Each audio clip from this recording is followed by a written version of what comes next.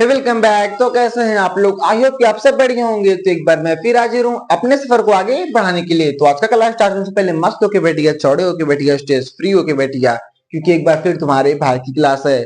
तो दोस्तों आज का जो हमारा टॉपिक होने वाला है, आज का जो हमारा एजेंडा होने वाला है वो क्या है? तो आज हम लोग क्लास 10th वालों का एक फ्रेश चैप्टर रसायन विज्ञान का स्टार्ट कर रहे हैं, जिसका नाम है कार्बन एवं उसके यौगिक। ओके जी, तो बिल्कुल भी स्ट्रेस मत लीजिएगा, आपको बिल्कुल एकदम फील दिला दूंगा इस टॉपिक का, इस कॉन्सेप्ट का। ठीक है जी। तो ये तो वैसे हमारा चैप्टर नंबर 4 है, क्योंकि चैप्टर नंबर जो हमारा थर्ड था वो क्या था? मेटल एंड नॉन मेटल, मतलब धातु और अधातु। ओके जी, इसे हम लोग इसके बाद डिस्कस करेंगे।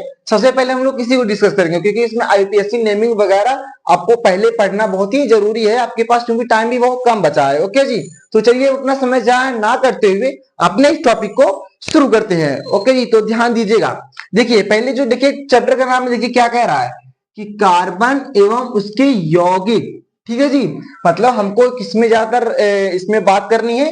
कार्बन से रिलेटेड, और उसके यौगिक जो एलिमेंट्स वगैरह होंगे, उसको कैसे कंपाउंड बनेगा उसको पढ़ना है। तो सबसे पहला जो हमारा आता है वो कौन सा बॉन्ड होता है? सहसंयोजन आबंध।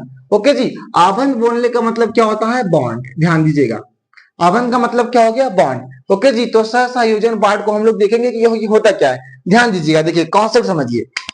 जैसे मान लीजिए हमारे पास एक यौगिक है, ठीक, जिसका नाम है हाइड्रोजन। इसके पास इलेक्ट्रॉन कितने होते हैं? एक इलेक्ट्रॉन होते हैं। ठीक है, और मान लीजिए एक और यौगिक है जिसके ये भी क्या है? हाइड्रोजन ही है। इसके पास भी क्या है? एक इलेक्ट्रॉन है। ध्यान दीजिएगा, तो ये क्या करता है? तो इसके जो बाहरी कक्षा में जो इलेक्ट्रॉन है एक एक, ये इससे परस्पर साझेदारी करके एक बॉन्ड बना लेता है। ये देखिए, ये इससे बना लिया और ये इससे बना लिया।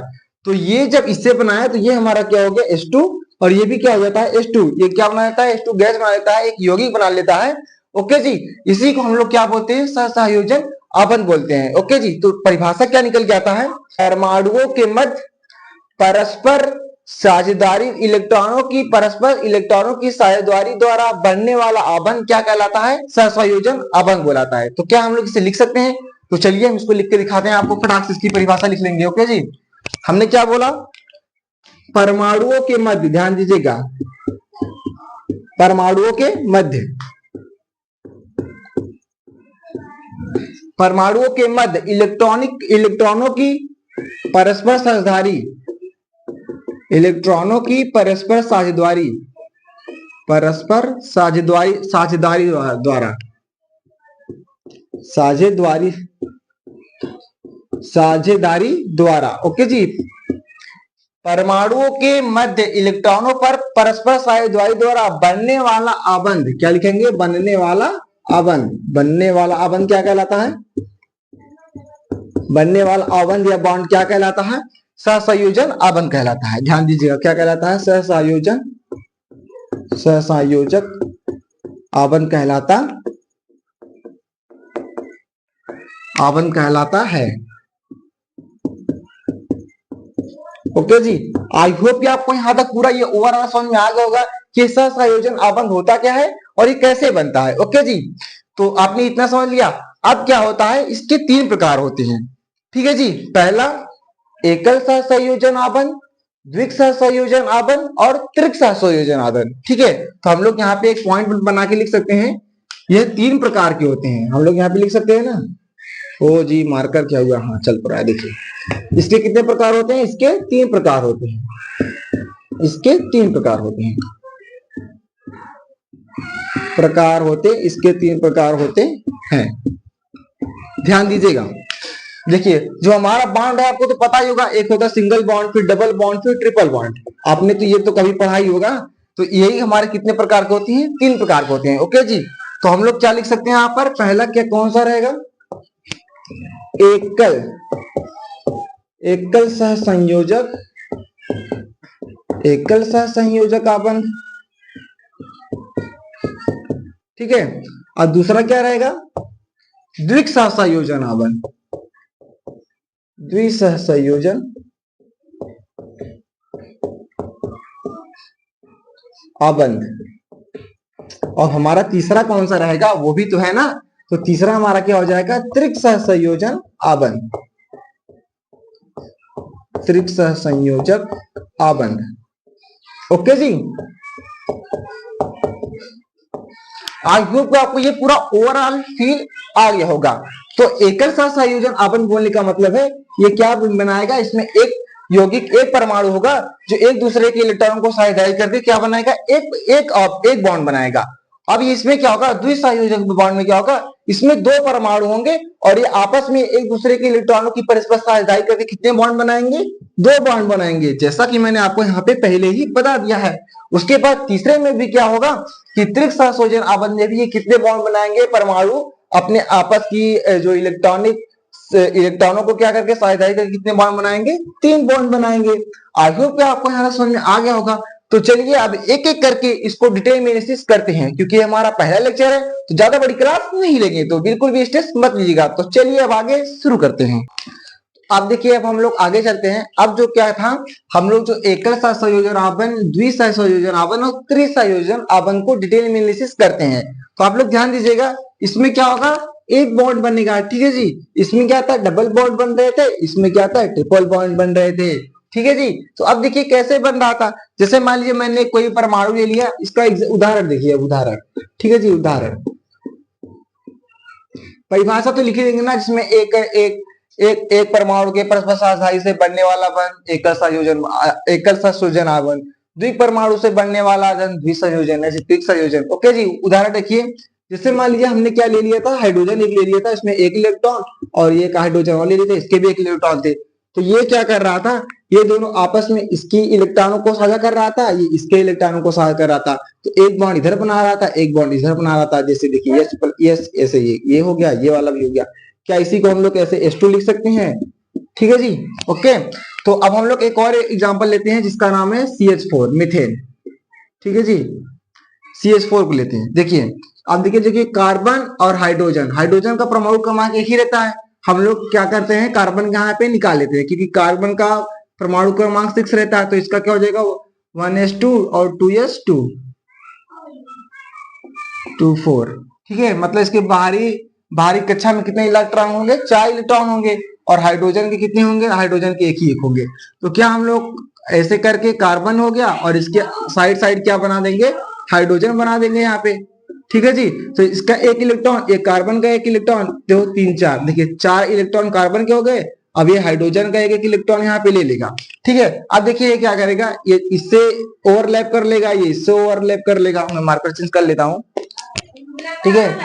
और ये इससे ये ओवरलैप कर लेगा, ये इससे ओवरलैप कर लेगा, ठीक है, ध्यान दे रहे हैं, ठीक है। और ये वाला क्या करेगा, इससे अपना अष्टक पूरा कर लेगा। तो इसमें भी देखिए एक एक इलेक्ट्रॉन की क्या हो रही है, साझेदारी हो रही है। तो इसका मतलब ये भी हमारा क्या है, एकल सहसंयोजन आबंध है। अब जैसे हम लोग एक एग्जांपल और ले सकते हैं, आप लोग लिखते भी जाइएगा, ठीक है। हम लोग दूसरा एग्जांपल ये भी ले सकते हैं, जैसे मान लीजिए हमने क्या ले लेते हैं, अमोनिया का लेते हैं, ठीक है, NH4 का ले लेते हैं। तो आप लोग इसमें अगर देखेंगे तो ये जो नाइट्रोजन और हाइड्रोजन, नाइट्रोजन का परमाणु संख्या, परमाणु क्रमांक कितना रहता है, 7 रहता है। अगर हम लोग इसका इलेक्ट्रॉनिक विन्यास करेंगे तो इसका क्या आएगा, 1s2 और क्या आ जाएगा 2 5, ठीक है जी। इसका मतलब इसके बाहरी कोश में कितने इलेक्ट्रॉन होंगे, 5 होंगे। और हाइड्रोजन का तो आपको पता ही है, हाइड्रोजन के तो एक ही होते हैं, ठीक है। तो नाइट्रोजन और इसके चारों ओर क्या बना देगा, हाइड्रोजन। तो ये एक हाइड्रोजन यहाँ पे, एक हाइड्रोजन यहाँ पे, एक हाइड्रोजन यहाँ पे, एक मैं यहाँ पे दिखा देता हूँ। तो पहले हम लोग क्या करते हैं, 5 इलेक्ट्रॉन क्या करते हैं, इसके दिखा देते हैं, 1 2 3 4, सॉरी, एक इसके सामने, एक इसके सामने, एक इसके 4, एक यहाँ पे क्या करते हैं, 5 कर लेते हैं, ठीक है।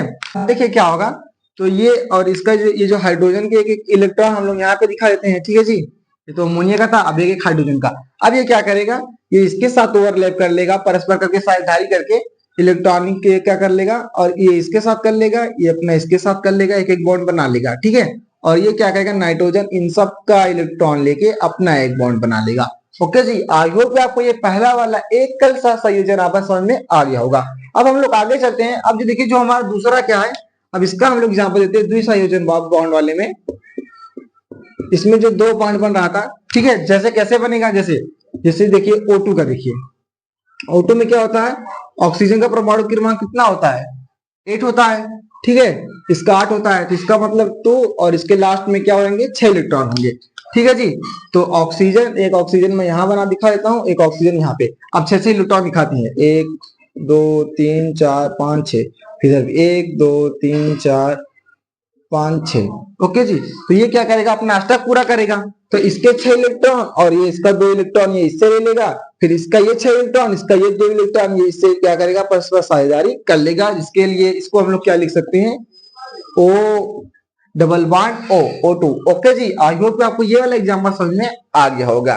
ठीक इसी प्रकार त्रिक सहसंयोजक आबंध में क्या होता है, इसका हम लोग एक उदाहरण ले लेते हैं। जैसे देखिए इसका हम लोग एक उदाहरण ले सकते हैं। ये क्या है, जैसे मान लिया हम क्या ले सकते हैं, क्या ले लिया, मेथेन को ले लिया C2H6। ओके जी, ये हमारा क्या है, इसका नाम मेथेन है। ठीक है, आईपीएससी में हम हमको बताएंगे कैसे मेथेन है।